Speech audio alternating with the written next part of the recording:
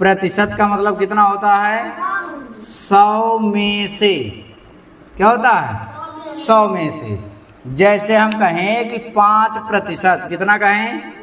5%, तो इसका मतलब होता है 100 में से 5। 5% का क्या मतलब होता है? 100 में से 5। इसी को अगर भिन्न में लिखना है तो 5/100, इसी तरह लिखते हैं ना, तो 5/100 यानी 100 में से 5। जैसे आपको पहले बताया गया था कि अगर हमें इसका भिन्न बदलना हो, इसके हमने कितने भाग किए? 4। तो अगर एक भाग को लिखेंगे तो ऊपर जितना है अब कुल कितना है? 4, तो 1/4। तो उसी तरह कितना आ गया? 5/100। ये हो गया प्रतिशत में। अब इसके बाद हमें देखना है हमें प्रतिशत को भिन्न में कैसे बदलना है। अब भिन्न को प्रतिशत में कैसे बदलना है, तो भिन्न को प्रतिशत में बदलने के लिए क्या करते हैं? अगर कोई भिन्न है, क्या है? कोई भिन्न है, तो भिन्न को कहाँ बदलना है? प्रतिशत में। तो भिन्न को प्रतिशत में बदलने के लिए क्या करते हैं?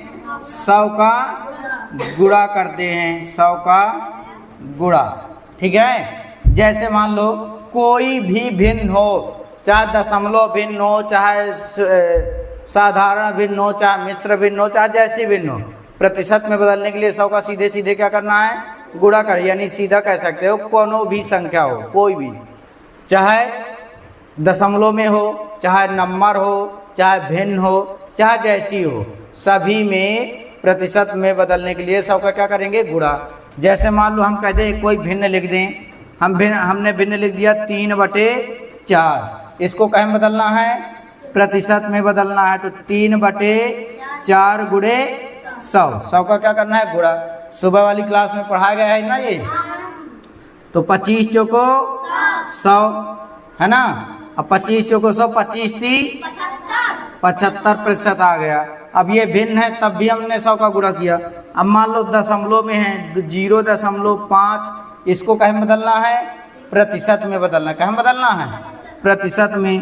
तो प्रतिशत में बदलने के लिए इसमें 100 का क्या करेंगे? गुणा करेंगे। क्या करेंगे?